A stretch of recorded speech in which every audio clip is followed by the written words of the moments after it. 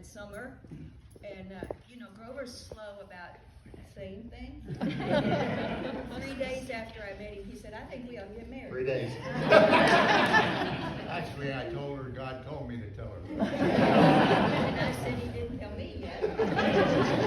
So it was another year. They were married in 1991 in this church. Yes. Not this sanctuary, but in this church.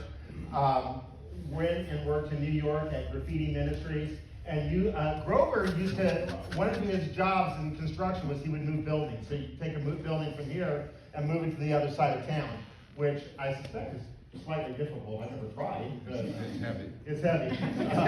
Actually, he said to me one time, David, when you move a building, you got to think about every power line, every bridge, everything. He'll compare all ministry work to moving buildings. And we thought everything through. We thought about all the power lines and all the... but he went and worked in Graffiti Ministries in New York City. Melinda, you worked with inner city kids, and Grover oversaw the construction they were doing there of turning a synagogue into the sanctuary, and it took years because their insistence was, where they were, everybody kind of wanted a little money under the table, and the church said, we're doing it all above board, and it just took a little bit longer to get it done. Later, they came to out here to the high desert. Grover became pastor in Wonder Valley, at Wonder Valley Community Church, which is where I first met you, and served there about 6 years. And then you were here and said, you know what, I just need help. I need somebody to come beside me. And Grover just came right beside me in 2007, and we have served side by side for these many years. He turned out well, didn't he? Grover is not a preacher, but he's a prayer. And he's a Barnabas. He is a man of encouragement. He is a man who has loved this congregation. And he prayed. I'll tell you an early story. I was younger and more sinful. But Monday morning, I like to sleep, and I would be consistently late for prayer time. And he said one time, I will stand with you through any storm that happens.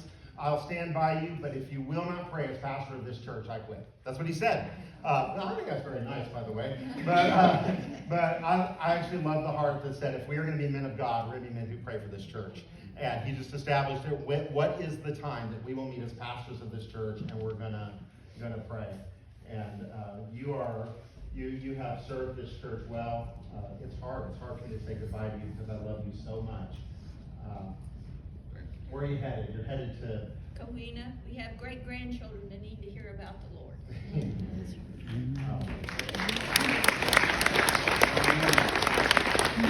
By the way, there's a building down there called Joshua House that a few years ago Grover oversaw the complete construction of that building.